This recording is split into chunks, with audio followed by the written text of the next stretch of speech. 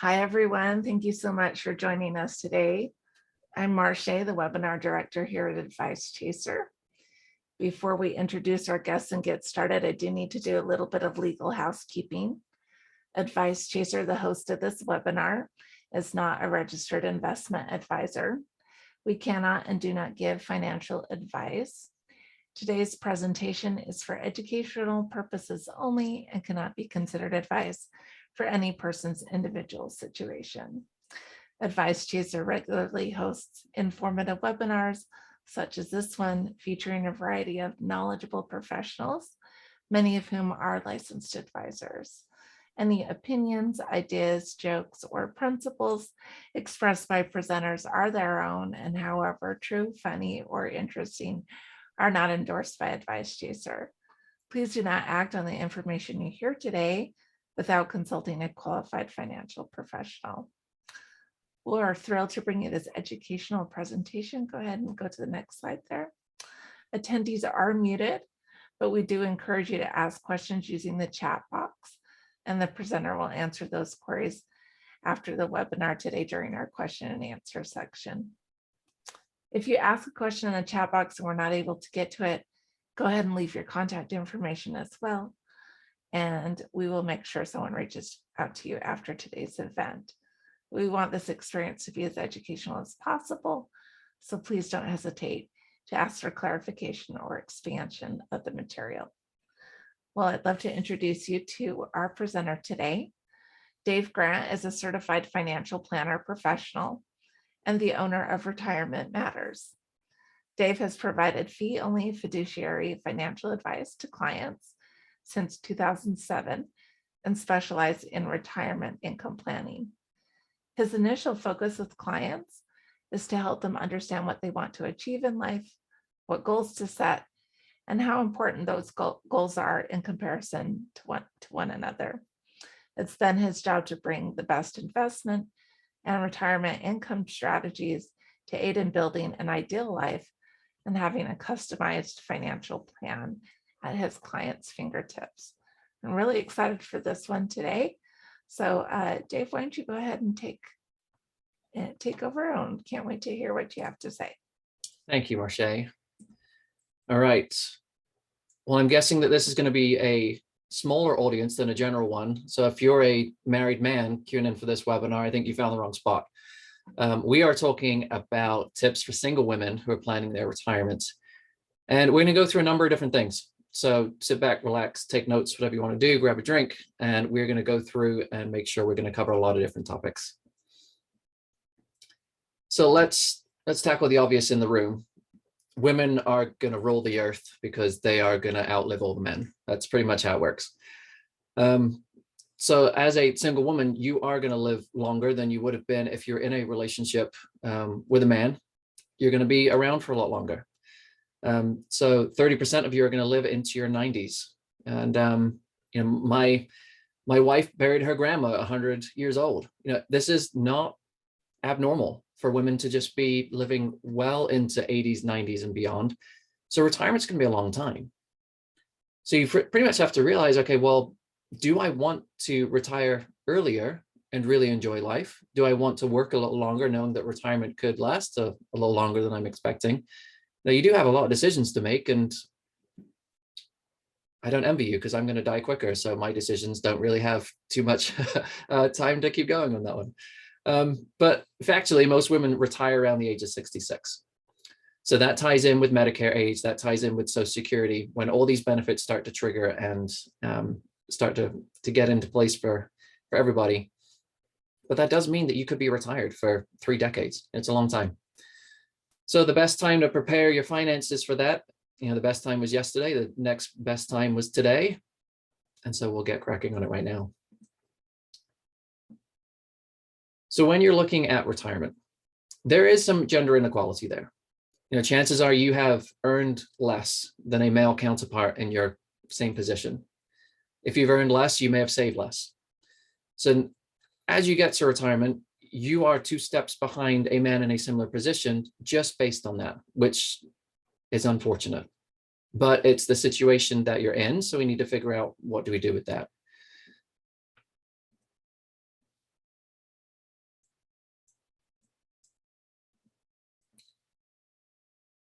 Okay, my fingers are getting ahead of me now. Here we go. Okay. So the first thing to think about is, do you have a plan? That's pretty much going to be the underlying tone for all of this is you have to plan everything out. As you're a single woman going into retirement, this is your responsibility, whether you like it or not. So let's make sure that you have all the best information at your fingertips that you can make the best use of your time in retirement.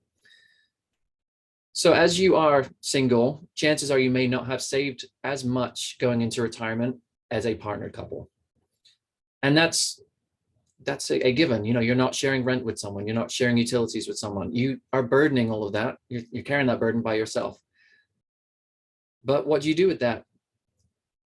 Even before COVID hit, when lifestyle was just going through some weird changes, there is a chance that as you go all the way through retirement, studies have shown you may hit poverty earlier and for a longer time than men do. It's not nice to think about, but it's just a matter of living longer and not having saved as much. That's a really negative thing to think about. So let's try and switch it to the positive and say, well, let's think about retirement in the positive. What am I going to do with my time? Am I going to work anymore? Am I going to completely stop? Do I need to figure out some hobbies of what I'm going to fill with my time? Who am I going to spend my time with? Do I have a group of friends who's retiring at the same time and we're going to do some adventures together? Or do I need to make new ones? So retirement needs to be very deliberate. The people I've found that don't enjoy retirement much is when they go into retirement and they have not thought about it much at all. So they go into retirement thinking, okay, this is when everyone else is retiring and shoot, I should probably do it too. When you don't do it on a deliberate path, it works as a boomerang. So what I mean by that is you go into retirement, there's no plan, you're going into the unknown, you're anxious, you're a little worried about what it's going to be, you boomerang right back into work because that's all you've known for the last 40 years and it's your safe space. That's probably not going to be the best use of your time at that point. You've already had a career. You've worked all the way through retirement. If you make a deliberate decision to move into retirement and how you've planned it out, then it's going to be much more fulfilling. Well, then you have to think about, well, how much money do I need? You can break that down to say, well, how much money do I need a year? Or how much money do I need a month? And that you need to figure out, well, what am I going to do? So it goes back to that first question to say, well, my hobby is going to be expensive. Am I looking to travel? Do I need to up or downsize a house? What expenses are based in that? Am I going to have two houses because I don't want to have the snow in the winter and I want it to be warm all year round? A lot of different decisions come into that, how much money you need. And I would definitely recommend writing down a budget. So it's that B word. I won't use it again. Make a spending plan for retirement. And that way you're going to understand, okay, here's how much I think it's going to cost, or here's my estimate. And then you can back into, well, this is how much I need. Have I saved enough? Is my Social Security going to cover that? If you're fortunate to have a pension, are all these things lining up going to give me enough money? If they are, fantastic. If they're not, well, how does your spending plan need to adjust? And then you've got the big kicker of health expenses. That could come in now. That could come in when you're 85. That could come in at any point during retirement, but you need to understand, what could I be paying, whether it's going to be Medicare deductibles and copays, or if you're going into assisted living in a nursing home, what could those costs be? And do I have money set aside for that outside of what my everyday living expenses would be? So as we're on that healthcare track, you are single, so you don't have a built-in caregiver in your home if you're thinking about a partner. You may have it with children, which is wonderful, but you don't have that person side by side that could look after you throughout your retirement. So one way to look at it is to say, well, do I need insurance to cover the long-term care health needs that I might have? So during retirement, you're going to be living on approximately 70 to 90% of your income. So what that means is, let's say you've earned $100,000 throughout your career. You may only need 70 to 90,000 of that in retirement to actually live on. Now, some may say that's high. It all depends on what you want to do in retirement. So we've already covered you're going to live a lot longer than predecessors have before.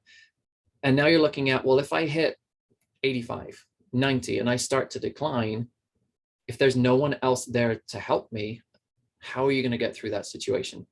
So that could be in-home nursing care, that could be assisted living. If things progress and go downhill, it may be a full service nursing home. They're not cheap if you want a good one. So you're looking at, depending on where you live, 50, 70, 90, over $100,000 a year for those services, and depending on what you need. And you might not have enough money to cover those expenses and also live the retirement that you want to. So this is where long-term care insurance comes in. By paying a premium throughout the years of retirement, you can start to subsidize the cost should you go into a care center. They will start to pay out benefits, which will help cover some, if not all, of the cost for you. Now, these policies aren't cheap, but if you are by yourself, that may be something that becomes part of your spending plan so that you don't end up, failing in health later in life and there's no one there. So let's talk about Social Security. So when Social Security was built, it was only meant to cover expenses for a couple of years after someone retired.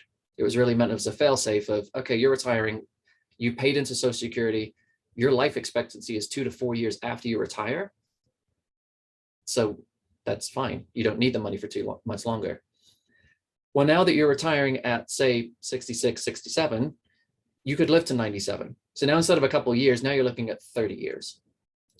So that's why Social Security, you may have read about it, is potentially going to come into some trouble. It may or may not, depending on what happens.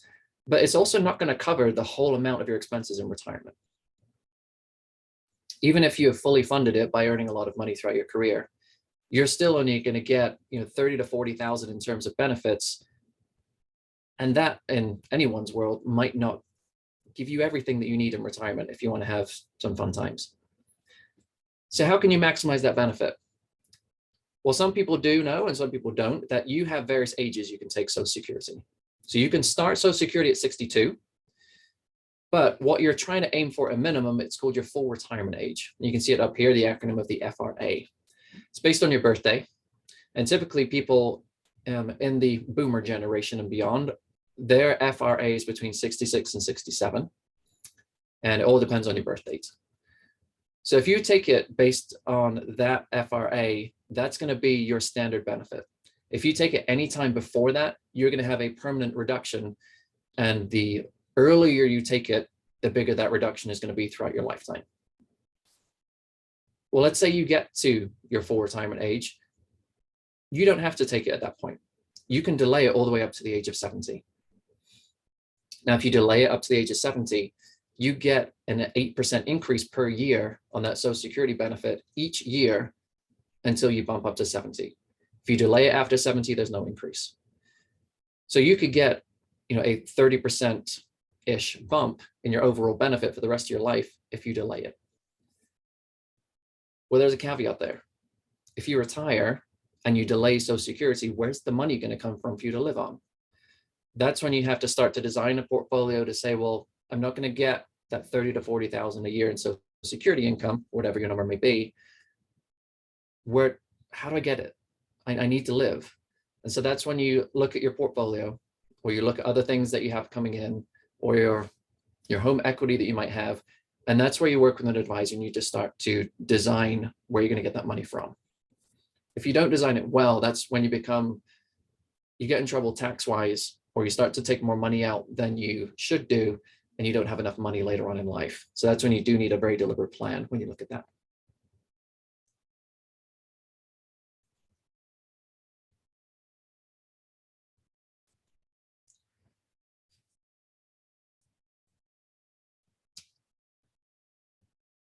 I wish I would jump on these slides earlier because we've covered some of this. So when you're looking at Social Security, I would urge you not to take it early. You're getting a huge reduction if you do. But not many people are educated on, okay, do I take this bump or this cut throughout the whole of my life? And a lot of people decide to take it early. There is a case for taking it early, and that's going to be health reasons. So if you are looking at your family tree and people don't live past the age of 80, then you may decide, okay, I would like to have this money earlier and start to enjoy the money versus push it out to 70 and never really get to use all the money that I put into the system. So it's definitely a case-by-case basis. But if you have a healthy family tree, the case is usually going to be if you can push it to 70 or as long as you can, then that's going to be to your benefit.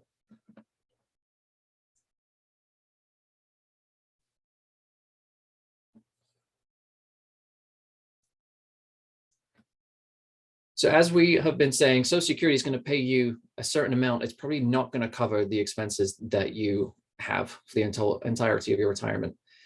So that's when you do have to save throughout your career, and hopefully you've been doing so so far. But if you haven't, you do want to be looking at retirement savings accounts.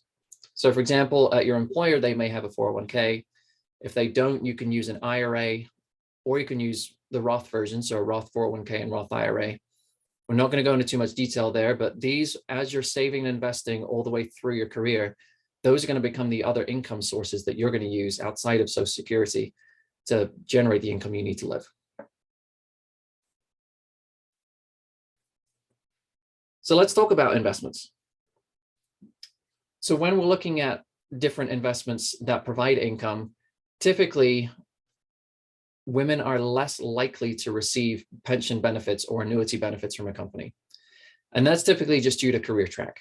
You know, a lot of the higher executive types will get more of a pension income from a company, or they've been at a company for so long that they will likely receive a good pension because they're so back-ended in their calculation that you need to work at a company for a long time to really receive something good. So it's, I guess, the way corporations work, for the good or better, that a lot of men push themselves up into that executive roles and they start to get those perks at the end of the day. And in those C-suite or below, there's less women there. It's just how our world is shaped, I guess. So it's going to be less likely that as a single woman, you'll be receiving those pension benefits, but you can definitely get them. Like, that's not to say that I haven't worked with women who've received hefty pensions. It's just less likely. So again, there's wage differences throughout the whole of your career, which has those trickle-on effects that we've mentioned in the fact that you're earning less and saving less. But what you do need to make sure of is that you're aware of that. So you may need to be saving more than your male counterpart in order to get the same amount that you would need going into retirement. Well, there is the bright side of that. You know, pensions are becoming less popular. They're less likely in our society, and it's becoming more onto the employees. I guess I'm missing my word here. It's definitely becoming a case where you are responsible for saving for your retirement. That has been the case, you know, moving through the last couple of decades. It's definitely been more of a push onto the employee. So even if you don't have a pension, you have more power now that you can use a 401k, you can use different retirement accounts, and you can take more control of what you're going to have in retirement.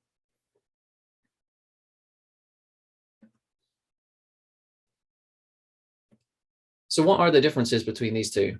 You know, if you look at the title of that, they're called defined benefit and defined contribution plans. That's what the IRS calls them. In our layman's term, a defined benefit is going to be your pension.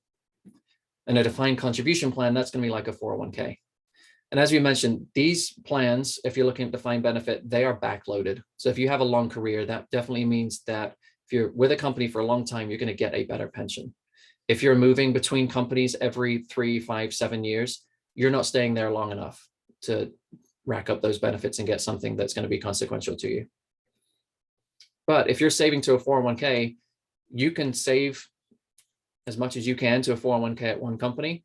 You can then change jobs, move that 401k over to that job, and just continue that cycle. You're not needing to stay in that job for a long period of time to get a great benefit. You can save and just keep building that benefit for yourself. It does require more planning. You are taking the risk on yourself versus the saving versus a company giving you a pension. But that's just the nature of the beast. So when it comes down to planning, men have an ego and we think we know a lot of things, but definitely when it comes to investments, that is good and bad. That means we blow up more often when we look at our investments and we make the wrong choices. But with that ego comes more confidence. That's not wrong or right. But when we look at the alternative and the other side of the coin of, well, how do women kind of gear up in that? Well, they feel less confident. there's less ego there. There's a little bit more fear. There's less risk tolerance, knowing that, okay, it's me, myself, and I making these decisions for me. I don't want to blow it. And I have no one else to fall back on. So that means that there's more conservative investment choices. There's less risk that's taken. And if you take less risk over a period of time, that means that the returns that you are looking to generate, they can be lower. Lower returns means that you get less money, which means that you have less money to live on in retirement. So it does have knock-on effects. That doesn't mean that women as a whole are taking less risk, but the way to get out of taking less risk is to educate yourself more. So to understand, what should my investments look like? What's the risk that I'm taking versus the reward? And understanding, what do I need to make that retirement successful, will help you make the good investment decisions today.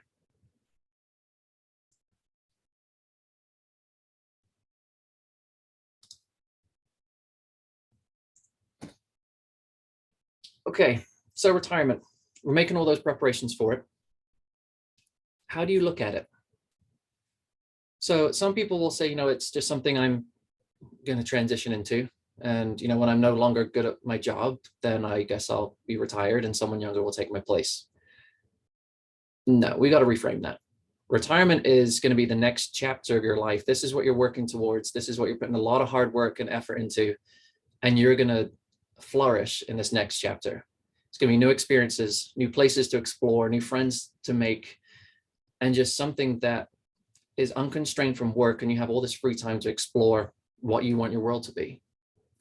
Now, by a lot of careful preparation beforehand, it takes a lot of stress out when you do make that transition, and you can really just start to enjoy things. Well, how do you get to that place? Because it's not easy. Well, one thing you can try is you can do a trial retirement. Now, this is something that I've seen teachers do, is they will say, okay, let's take our summer, and let's take 2 or 3 summers before we actually retire, and let's pretend like we are actually retired. We're not preparing for the next school year, but we're going to take 2 months and just say, what is my budget going to be? What am I going to do during my retirement and during this test retirement period? And they're going to try and get in that mindset to say, we're retired now for these next 2 months. What am I feeling about this? Am I able to stick to that budget? Where's my income sources going to come from? And it's really just a trial. Some people love it, some people hate it. So that is a good thing, because if you don't enjoy it, you can go back to work and you can say, well, I guess I'm working a lot longer because I'm just not ready. Or if you really enjoy it, you can say, well, this is great. I probably should do that trial again and make sure that I understand exactly what it feels like and make sure it feels the same as last time. And then when it gets to retirement, shoot, I've done this before. You can hit your stride and really go into it. So that's when, if you didn't enjoy that period of time where you take that trial, you can say, I might not really need or want to retire. Maybe I just need, a change in career, or I need to take a sabbatical and really just take a break from life and then get back to it after a certain period of time.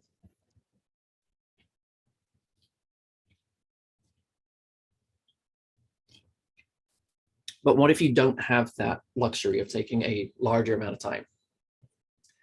Well, this would be a case to talk to your boss at work to say, can I bunch some vacation weeks together? Instead of doing that 1 week now and 1 week later in the year, can I bunch 2 weeks together? Or can I bunch 3 weeks together?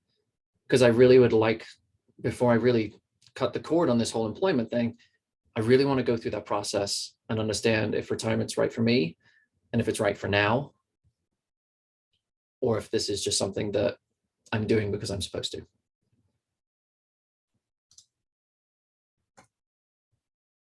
So there's a number of different things that are needing to be looked at.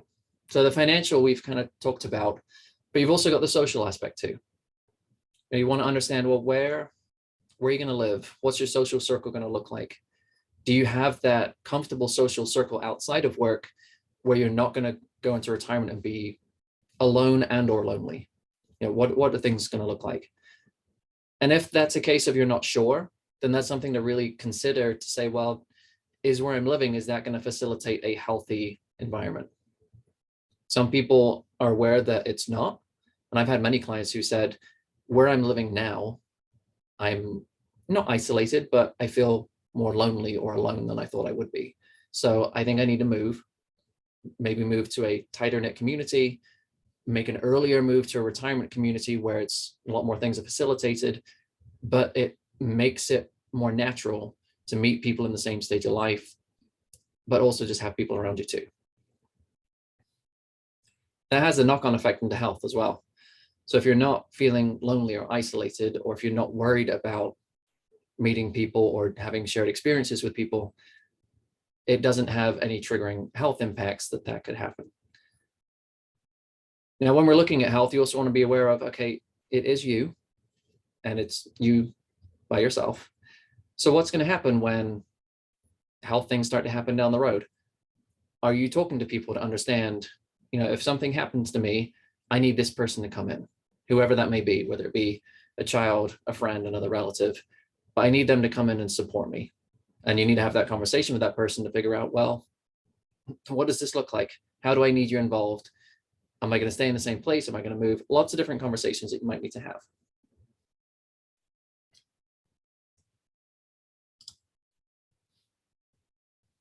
Well, this has been such an informative presentation. I do want to go ahead and open it up to questions to our audience now. We did have a couple come in, and I want to start with those ones first.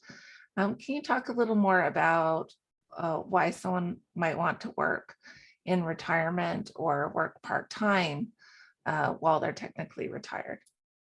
Yeah, so we talked about the boomerang effect of when you go in and you completely cut off work, and it's no matter how much you've prepared, there may be a sense of, okay, I just lost something, and you kind of boomerang back into that full-time job. Well, the way to get around that is to almost taper it off. If you go from a 40-hour work week, well, if you go to a 20-hour work week, and then you go to a 15, and you do that over a period of time, then it starts to feel less of a, you just ripped the cord out. It's whatever that phrase may be, rip the Band-Aid off of not working anymore. You start to just taper it off. So you've also got, got that social aspect where you're still communicating with people, you're still friends with people at work. You've got the financial impact of, now I don't need to immediately live off Social Security investments and whatnot. Now I can start to slowly work that into my budget. I said I wouldn't say that word again, but the spending plan. And it puts less pressure on things. So you've got the social, you've got the financial, and then you can figure out, well, what do I want to do in that free time? You can start to explore hobbies or different things that you want to do, but also have the whole day to fill up, because that can sometimes be pretty daunting. If you're doing a couple of days work throughout the week, then it can feel a little bit more manageable. All right, that's thank you so much for that answer. Here's a question, a really good one. If I don't want to run out of money, should I consider an annuity? That's a loaded question. All right, so I'll be here for the next few hours answering that one. It's definitely a question that comes up. Whether it's male, female, if you're single by yourself in retirement, the main concern is, I don't want to run out of money because it's just me. And an annuity can help you fix that problem. You are essentially taking a lump sum of your money, putting it with an insurance company, and they will pay you a stream of money throughout your life that's never going to stop. And you're always going to have that there. There are definite pros and cons to each. I mean, you're definitely giving up that lump sum of money for that stream of income that you can't tap again. You're giving up a potential inheritance to heirs. You're essentially giving hundreds of thousands to an insurance company. When you die, that money's gone. It's no longer there anymore. You can have an annuity that has a cost of living adjustment, which means that the money increases year on year, like with inflation, but that can be expensive. But again, you don't run out of money. It takes the stress off your plate of designing and running an income plan for that, the whole of your retirement. The insurance company is doing it for you. So there's definite pros and cons. And again, it is a case-by-case situation, but there's cases where it works and there's cases where it doesn't. Here's a question that came in. How do I plan for long-term healthcare needs? There's dementia in my family, and I'm concerned about that. So there's two sides to this one. And the worry comes along with that, if dementia hits, what do I do? Because at that point, it's almost too late. So I think there's the financial plan of it. If there's dementia, are you going to go to a home? Are you going to have someone in your house helping you? chances are if that dementia really declines and what advances, you're going to go into a nursing home type situation. So you need to figure out where the money's going to come from for that. And that, we touched on insurance to figure out if you need that, or if you can have enough investments that you're self-funding it and you just pay the cost as you go, then you almost need to parcel that out. You're not going to use that. You're just going to use that for healthcare and then this for living and retirement. Aside from that financial piece, you also need to have a conversation with someone who's going to be there for you as a trusted person who's going to help you understand, okay, now I'm seeing you slip. There's some things I'm concerned about, and we need to talk about what the next steps are, whether you're ready or not.